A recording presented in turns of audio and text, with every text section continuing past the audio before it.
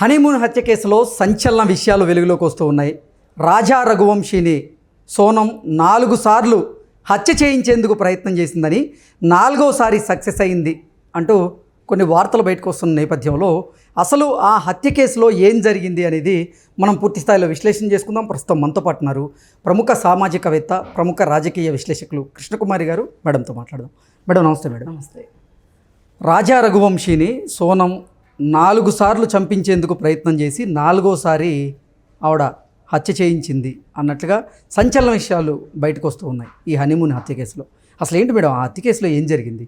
మొత్తం వచ్చేసింది, దాదాపు స్టోరీ మొత్తం బయటకు వచ్చేసింది. మొదట్లో కాస్త అక్కడక్కడ గ్యాప్స్ ఉన్నాయి, కానీ ఇప్పుడు గ్యాప్స్ కూడా ఫిల్ అయిపోయినాయి. మేడం ఇప్పుడు ఆ అమ్మాయి వేరే అతన్ని ఇష్టపడింది, సోనం. అతనికి ఇచ్చి చేయడం ఇంట్లో వాళ్ళకి ఇష్టం లేదు. ఓకే. అందుకోసం వీళ్ళు ఏంటంటే అమ్మాయి నయానో భయానో భయపెట్టేసేసి ఈ పెళ్ళికి ఒప్పించారు.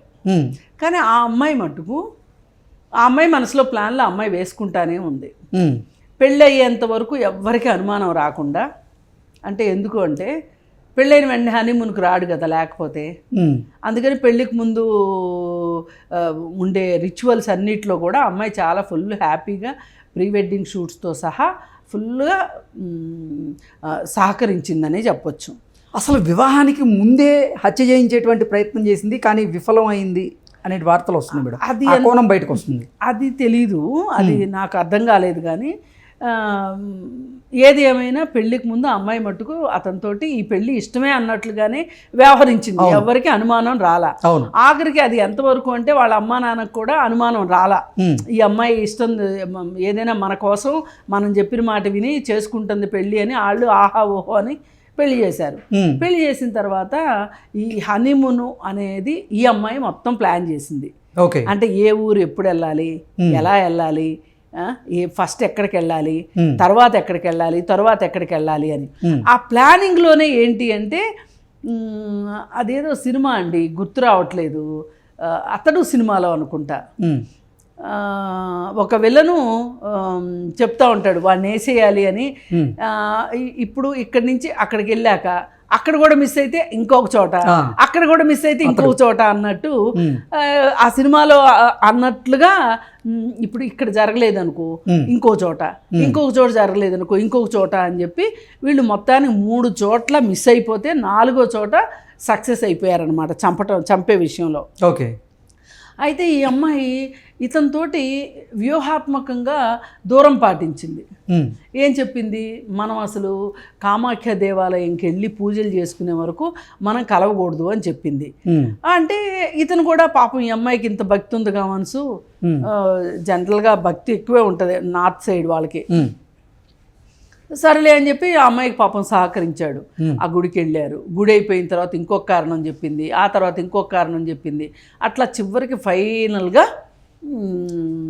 ఇప్పుడు తను దగ్గర పనిచేసే అబ్బాయి, తన ఫ్యాక్టరీలో పనిచేసే అబ్బాయి ఎవరైతే ఉన్నాడో ఆ అబ్బాయికి అసలు అందరూ ఆ అబ్బాయిని అనుమానపడ్డారు. అసలు వీడేంటి, అసలు వీడిని ఇష్టపడ్డం ఏంటి, ఆ రాజా రఘువంశీ ఎంత బాగున్నాడు, వాడు ఆస్తి ఏంటి, వాడు అంతస్తు ఏంటి, అసలు వీడు నెలకు 15,000 రూపాయలు జీతగాడు వీడు, పైగా తనకంటే 5 ఏళ్ళు చిన్నవాడు, అసలు వీడి కోసం వాళ్ళని చంపిందా అని చాలా అభిప్రాయపడ్డారు చాలామంది. కానీ మనం మొదటి నుంచి ఒకటే మాట అంటున్నాం, కాదు ఇంకెవరో ఉన్నారు, ఇంకెవరో వస్తారు బయటికి ఖచ్చితంగా. ఎందుకంటే ఇతన్ని ఎందుకు చేసుకుంటుంది, ఇతను చేసుకునే అవకాశమే లేదు. ఎందుకంటే తన దగ్గర పనిచేసే 15,000 రూపాయలు, మ్యాక్సిమం 15,000 ఇస్తారు, అంతకంటే ఎవరు ఇంకా తక్కువే ఇస్తారు. మన హైదరాబాద్ భర్త అడ్డు తొలగించుకోవడానికి మాత్రమే ఆ పిల్లోడిని వాడుకుంది. మొదటి నుంచి ఆ పిల్లోడు అక్క అక్క అంట ఈ అమ్మాయి చుట్టూ తిరుగుతూ ఉండేవాడు, వీళ్ళింట్లో కలిసిమెలిసి ఉండేవాడు. అయితే కానీ బయట వాళ్ళకి ఏం అర్థమవుతుంది, ఇమీడియట్గా చూడగానే అతని కోసమే చేసింది అంటే ఎక్కువ సార్లు అతనితో మాట్లాడింది ఈ అమ్మాయి. అవును. అందుకోసం ఆ కాల్ రికార్డుని బట్టి అతనే కారణం అనుకున్నారు. కానీ ఇంకా తీస్తే అతను ఇంకొక 3 సఫారీ గ్యాంగ్ని తీసుకొని వచ్చాడు, మొత్తానికి చేశారు. చేసిన తర్వాత ఫైనల్గా తేలింది ఏంటంటే ఇంకొక బాయ్ ఫ్రెండ్ ఉన్నాడు. ఆ బాయ్ ఫ్రెండ్ ఈ అమ్మాయికి 20 లక్షలు ఈ సఫారీలకి అతనే సరఫరా చేశాడు డబ్బులు.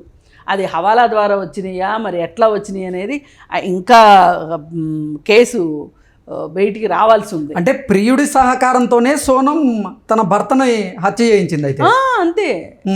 వీడు ఒక బకరా దొరికాడు, ఈ రాజ్ కుష్వంత్ అనేవాడు. ఈ బకరాన్ని పెట్టుకొని అంటే అతని చేతులకి మట్టి అంటకుండా, తన చేతులకు మట్టి అంటకుండా వీడు దొరికితే వీడే దొరుకుతాడు, వీడే జైలుకి పోతాడు. అంటే ఎంత క్రూయాలిటీయో చూడండి, ఎంత క్రూరత్వము. అంటే తన ఇష్టం, తన అవసరము తప్పితే ఈ ప్రపంచంలో ఇంకేం పట్టవన్నమాట అమ్మాయికి. అలాంటి మనస్తత్వం ఉన్నోళ్ళే చంపుతారు. ఇప్పుడు ఇది యాక్సిడెంటల్గా ఏదో తనని తాను రక్షించుకోవటానికి అప్పటికప్పుడు చేసిన హత్య కాదు ఇది. ఇది pre planned cold blooded murder అన్నమాట ఇది. ఓకే. ఇలాంటి వాళ్ళు, ఇలాంటి చేసే వాళ్ళ మనస్తత్వం ఇలాగే కోల్డ్ బ్లడెడ్గా ఉంటుంది. పైకి కనిపించరు, అర్థం కాదు పక్క వాళ్ళకి. ఇంత లోపల ప్లాన్లు వేసుకుని కోల్డ్ బ్లడెడ్గా చేయించేసింది. ఆ చేయించుకోవటానికి వీడు ముక్కుపచ్చలారినోడే ఒకవేళ దొరికితే గనక తను సేఫ్గా ఉంటాను అనుకుంది. తను సేఫ్గా ఉందనే అనుకుందాం. వీడు దొరికాడు అనుకో, 20 ఏళ్ల పిల్లోడు, మీ దగ్గర చిన్న ఉద్యోగం చేసేవాడు, వాడికి ఒక కుటుంబం ఉంటుంది, వాడికి కొన్ని బాధ్యతలు ఉంటాయి. ఇప్పుడు 20 ఏళ్ళోడు పని చేస్తున్నాడు అంటే ఎంత అవసరం ఉంటే పని చేస్తారు చెప్పండి. అదేం ఫ్యామిలీ బిజినెస్ కాదుగా, ఓన్ బిజినెస్ అయితే చదువు వదిలిపెట్టి బిజినెస్లు చేశారనుకోవచ్చు. అంటే వీళ్ళకి ఏంటంటే ఒక జాలి, దయ ఏమి ఉండవు. రెండో వాళ్ళ వైపు నుంచి ఆలోచించడం ఉండదు. ఇది నేను ఎందుకు చెప్తున్నానంటే ఈ మనస్తత్వము ఇది ఒక రోజులో బిల్డప్ అయిన మనస్తత్వం కాదు. చిన్నప్పటి నుంచి ఈ అమ్మాయికి ఈ రకమైన ఇది ఒక రకం డిజార్డర్. నన్ను అడిగితే personality disorder, anti social personality అంటారు ఇట్లాంటి వాళ్ళని. ఇప్పుడు బాంబులు వేసేవాళ్ళం, లేకపోతే రోడ్ల మీద కత్తులు పట్టుకుని తిరిగేవాళ్ళు వాళ్ళే కాదు అసాంఘిక శక్తులు అంటే, యాంటీ సోషల్ పర్సనాలిటీస్ అంటే. ఇట్లా ఇళ్లల్లో ఉంటూ అంటే ఇప్పుడు సోనం నిజంగా తన ప్రియుడితో వివాహేతర సంబంధం పెట్టుకొని అది రాజా రఘువంశీ తెలిసి రాజా రఘువంశీ సోనంని ప్రశ్నిస్తే అప్పుడు చంపించిన ఓకే ఒక ప్రయోజనం కోసం చంపించింది అనుకోవచ్చు. కానీ అసలు ఇప్పుడు ఎటువంటి మోటో లేకుండా కాదు ఆమె ప్లాన్ ఏంటి అంటే ఇప్పుడు అతన్ని చంపేసేస్తే తను విధవగా అత్తగారింటికి వస్తుంది, వాళ్ళు డబ్బులున్నోళ్ళు, వాళ్ళ దగ్గర నుంచి కొంత భరణం వస్తుంది. పుట్టింటోళ్ళు కూడా ఫస్ట్ పెళ్లికి వద్దన్నారు కదా, ఇప్పుడు ఈ అమ్మాయి విడో అయింది కదా, విడోని ఇంకా వేరే వాళ్ళు ఏం చేసుకుంటారు, వాడికే ఇచ్చి పెళ్లి చేస్తారు గత్యంతరం లేక. ఇంత ప్లాన్ చేసి వీళ్ళు ఇలాగే ఉంటారు, ఇలాగే ప్లాన్ చేస్తారు. ఓకే. అందుకే నేను చెప్పింది కోల్డ్ బ్లడెడ్ పీపుల్ అని చెప్పేది వీళ్ళ మనస్తత్వం ఇది. అందుకే ఒక రోజులో ఒక రాత్రిలో తయారైన మనస్తత్వం కాదు, చిన్నప్పటి నుంచినే వీళ్ళకి ఇలాంటి మనస్తత్వం ఉంటుంది. ఇది తల్లిదండ్రులు కనుక్కోవాలి. ఇప్పుడు పిల్లలు ఈ అమ్మాయి క్రూరత్వానికి అభంశుభం తెలియనటువంటి అవన్నీ మీకు అనవసరం అండి, అవన్నీ ఆ అమ్మాయికి అనవసరం. ఆ అమ్మాయికి కావాల్సిందేంటి, ఆ అమ్మాయి లైఫ్లో తను అనుకున్న అతన్ని పెళ్లి చేసుకోవాలి. దానికి ఎవరు ఏమైతే ఏంటి, తొక్కుకుంటా తోసుకుంటా వెళ్ళిపోవాల్సిందే. నాకేం కావాలి నేను చూసుకుంటాను అనే మనస్తత్వమే ఈ అమ్మాయిని ఇక్కడ దాకా అనిపించింది. అయితే ఇంకొక కథనం ఏమొస్తుంది అంటే, నేను అతన్ని పెళ్లి చేసుకుంటాను అంటున్నాను, మీరు వద్దంటున్నారు, మీరు బలవంతంగా ఈ పెళ్లి చేస్తున్నారు, మీకు తర్వాత తెలుస్తుంది నేనేం చేస్తాను అనేది అని ఈ అమ్మాయి బెదిరించింది అని బయటికి వార్తలు వస్తున్నాయి. ఇది ఎవరు చెప్పారు, ఈ అమ్మాయి బ్రదరే బయట పెట్టాడు అనేది వస్తుంది. వీళ్ళు ఇలా బెదిరిస్తారు కూడా, మీరు నన్ను ఇంత ఇచ్చేస్తున్నారు, నేనైతే సరిగా ఉండను, నేను పెళ్లి తర్వాత కూడా నేను చేసేది ఇంతే, అప్పుడు మీ పరువే పోద్ది. ఇలా అమ్మాయి రకరకాలుగా చెప్పుంటుంది. కానీ వాళ్ళ పరువు ముందు అదే పరువు అనుకున్నారు వాళ్ళు. కానీ ఇప్పుడు పోయిన పరువు. అందుకే పదే పదే నేను ఒకటే చెప్పదలుచుకునేది ఏంటి అంటే, మీ పిల్లల మనోభావాల్ని మీరు గౌరవించకపోయినా పర్లా, ఆలకించండి ఫస్ట్. అందులో ఏంటి అసలు అంటే మీ పిల్లలు కొంతమంది ఉంటారు మంకుపట్టు కోసం, వాళ్ళు అడిగింది చెయ్యకపోతే అది సాధించుకునే వరకు తిండి తిప్పులు మానేసే వాళ్ళు ఉంటారు. నాకు తెలిసిన ఒక అమ్మాయి భార్యాభర్తలకు పేచీ వచ్చింది. పేచి వచ్చి నాకు విడాకులు కావాలని అడిగింది. ఈ విడాకులు ఇవ్వడం ఏంటి, పిల్ల జల్లా ఉన్న ఇంట్లో విడాకులు ఏంటి అని అంటే, వారం రోజులు తిండి మానేసి ఆ అమ్మాయి లాయర్ దగ్గరికి వెళ్ళి మ్యూచువల్ డివోర్స్కి సంతకం పెట్టిన తర్వాత అన్నం తిన్నది అమ్మాయి. ఓకే, ఇది ఈ ఒక్క రోజులో వచ్చిన మండితనం కాదు మరి ఇది మొత్తం మనం మొదటి నుంచి గనక మాట్లాడితే గనక వాళ్ళ పేరెంట్స్తో మాట్లాడితే వాళ్ళ కాన్వర్జేషన్స్లో తెలిసిపోతుంది అసలు వాళ్ళు ఎంత గుడ్డిగా ఉంటారు, ఎంత మొండిగా ఉంటారు. అసలు ఇది అవ్వదు అనుకునే దాన్ని నడిపించుకోవాలనుకుంటారు, ఆకాశానికి నిచ్చెనలు వేస్తారు. ఇది ఈ సోనం వేసింది ఆకాశానికి నిచ్చెనలే. ఇప్పుడు తనకు నచ్చిన వాడిని ఇంట్లో వాళ్ళు పెళ్లి చేయని అంటున్నారు. అప్పుడు ఈ అమ్మాయి చేయాల్సింది ఏంటి, నాకు ఆ అబ్బాయిని ఇచ్చి పెళ్లి చేస్తేనే నేను పెళ్లి చేసుకుంటా, లేకపోతే నేను చస్తా అనన్నా కూర్చోవాలి. కూర్చోదు. ఈ పెళ్లి ఒప్పుకున్నట్టు ఒప్పుకొని వీడిని చంపి మళ్ళీ పాత తన ప్రియుడి దగ్గరికి రావాలనేది ఆ అమ్మాయి వేసుకున్న ఊహా చిత్రం. ఓకే, అంటే ఇటు డబ్బు కావాలి, అటు ప్రియుడు కావాలి. ఎక్కడ ఫ్యామిలీలో ఆమెకి ఇప్పుడు నిజంగానే అనుకుందాం, అతన్ని ఇంట్లో వాళ్ళు ఒప్పుకోలేదు, వీళ్ళిద్దరూ కలిసి ఏదో వేరే ప్రాంతానికి వెళ్ళిపోయి బతుకుతున్నారు. కానీ వీళ్ళకి సమాజం ఎక్కడి నుంచి వస్తుంది, సర్కిల్, సోషల్ సర్కిల్ ఎక్కడి నుంచి వస్తుంది, సోషల్ స్టేటస్ ఎక్కడి నుంచి వస్తుంది. ఇప్పుడు ఇలా చేస్తే స్టేటస్ అంతా ఉంటుంది అనుకుంది అమ్మాయి. ఓకే మేడం, సోనం ప్రియుడు ఇప్పుడు రాజా రఘువంశీని హత్య చేయించేందుకు 20 లక్షల రూపాయలు ఆయన సమకూర్చాడు. ఆయనే 20 లక్షల రూపాయలు ఖర్చు పెట్టాడు. ఆయన కూడా కొంచెం ధనవంతుడిలాగే కనపడుతున్నాడు. మరి అంటే సోనం వాళ్ళ తల్లిదండ్రులు ఎందుకు వివాహం చేసి ఉంటారంటారు? ఆయన వ్యక్తిత్వం బాగాలేక, లేకపోతే క్యాస్ట్ ఉండొచ్చు, డిఫరెన్సు ఏవో ఉండుంటాయి. ఓకే, వాళ్ళకి ఆ ఫ్యామిలీకి ఈ అతను పైగా రిలేటివ్ కూడానంట. ఓకే, బంధువేనంట. ఇప్పుడు కొంతమందికి బంధువులకి తగాదాలు ఉంటాయి. అలాంటప్పుడు పిల్లల్ని అంటే ఇక్కడ తల్లిదండ్రులు తప్పు కూడా ఉంది. అయితే ఖచ్చితంగా తల్లిదండ్రులు తప్పు ఉంది, ఖచ్చితంగా తల్లిదండ్రులు తప్పు ఉంది. అలా అని తల్లిదండ్రులు తప్పు ఉంది కదా అని ఈమె తప్పు లేదని అనుకోవద్దు. ఈ అమ్మాయిని పెంచే విధానంలో వీళ్ళు ఇలా పెంచారని నేను అనట్లా, కానీ ఆ అమ్మాయి అలా పెరుగుతుంది అన్నప్పుడు దానికి తగ్గట్లుగా ఏం చేయాలనేది వీళ్ళు ఆలోచించాలి. ఈ పిల్లల్ని ఇట్లా మంకు పట్టులాగా తయారు చేసి పెళ్ళిళ్ళు చేసి అది అబ్బాయి అయినా కావచ్చు, అమ్మాయి అయినా కావచ్చు, పార్ట్నర్స్ని ఎంత ఇబ్బందికి గురి చేస్తారో, వాళ్ళకి జీవితంలో ప్రత్యక్ష నరకాన్ని చూపిస్తారు. ఎక్కడో నరకానికి వెళ్ళక్కర్లా, ఇక్కడే నరకం చూపిస్తారు ఇలాంటి మనస్తత్వం ఉన్నవాళ్ళు.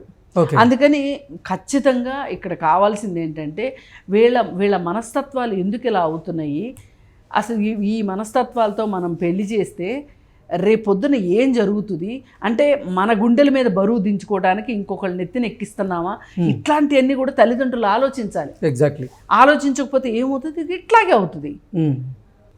ఇంక ఒకవేళ ఇలా చంపటాలు చావటాలు లేకపోయి ఉంటే కూడా ఇలాంటి మనస్తత్వం ఉన్నవాళ్ళు ఇక వాడిని ఇదిగో వాళ్ళు ఏమనుకుంటారంటే, నేను ఇష్టపడిన అబ్బాయిని పెళ్లి చేసుకోకపోవటానికి కారణము నా తల్లిదండ్రులు అనే దానికంటే కూడా వీడెవడో పెళ్లి చేసుకోవడానికి వచ్చాడు అందుకే నా జీవితం ఇలా అయింది అనుకుంటారు. అంటే వీళ్ళు ఇప్పుడు చనిపోయి తల్లిదండ్రులకు దూరం అయితే ఇంకొకరు జైలుకి వెళ్ళి తల్లిదండ్రులకు దూరం అయ్యే పరిస్థితి. ఇక్కడ అసలు అంత దూరమే ఆలోచిస్తే అసలు అమ్మాయి ఇలాంటి ప్లాన్లే వేసేది కాదు. వీళ్ళకి అసలు బుర్ర అంత దూరం వెళ్ళదు. వాళ్ళకి వాళ్ళ ఇష్టం మీద, వాళ్ళ ఫ్యూచర్ మీద ఉన్న ఇష్టము ప్రజెంట్ మీద చూపించరు వాళ్ళు. అంటే ఒక రకమైన ఊహాలోకాల్లో ఉంటారు. ఈ ఊహాలోకాల్లో ఉండేవాళ్ళు ఎంతసేపు డ్రీమ్స్ వేస్తూ ఉంటారు. ఈ ప్లాన్ ఇలా, ఇది ఫెయిల్ అయితే అదే, అది ఫెయిల్ అయితే ఇలా అని. అసలు గనక వాళ్ళు వాస్తవంలో గనక ఈ అమ్మాయి బతికున్నట్లయితే రెండు పనులు చేసేది. ఒకటి, నేను అతన్నే పెళ్లి చేసుకుంటాను కరాఖండిగా తేల్చి చెప్పి పెద్దవాళ్ళని ఒప్పించుకుని పెళ్లి చేసుకునేది ఒకటి.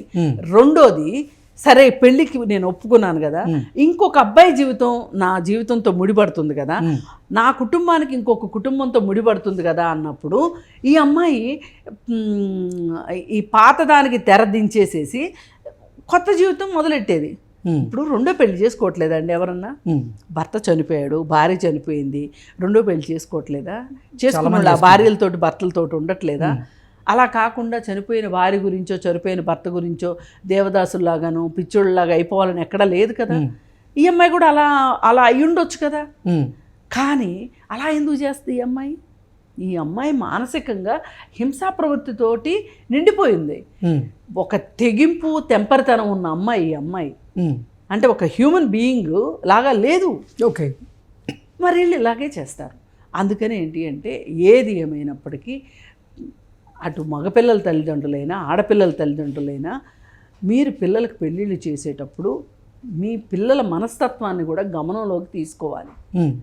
ఏమన్నా తేడాలు ఉన్నాయి అనుకోండి, మీరు ఆ తేడా పాడాలు కొంచెం ముందే ఆలోచించి అప్పుడు పెళ్లి చేయండి. ఇంకొకరి జీవితం, ఇప్పుడు ఈ అమ్మాయి జీవితం అంతా పెళ్లి కాకపోయినా నష్టమే లేదు. అవును, కానీ రఘువంశీ చనిపోవాల్సినంత, రాజా రఘువంశీ చనిపోవాల్సినంత అవసరం వచ్చింది. ఆ తల్లిదండ్రులు కడుపుకోత ఎందుకు?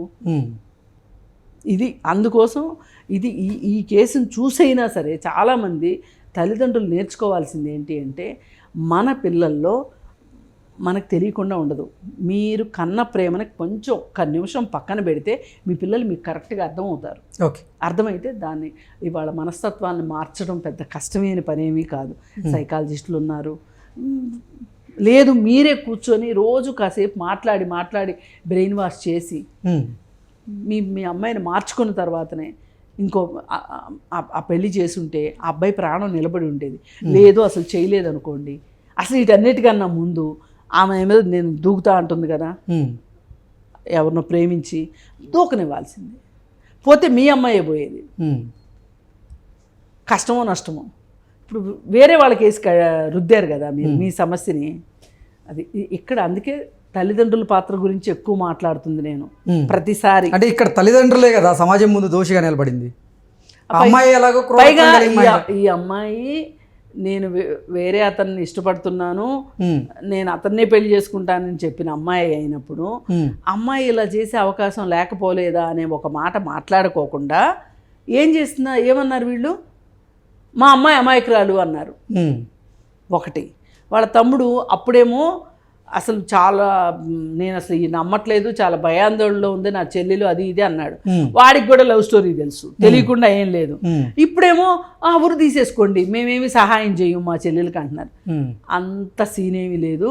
వీళ్ళు చక్కగా వీళ్ళు సహాయం చేస్తారు, ఆ అమ్మాయికి బెయిల్ తీసుకొచ్చుకుంటారు, అన్నీ జరుగుతాయి. ఇప్పుడు అటు ఇటు కాకుండా పోయింది ఆ కుటుంబం. Okay, okay madam, thank you.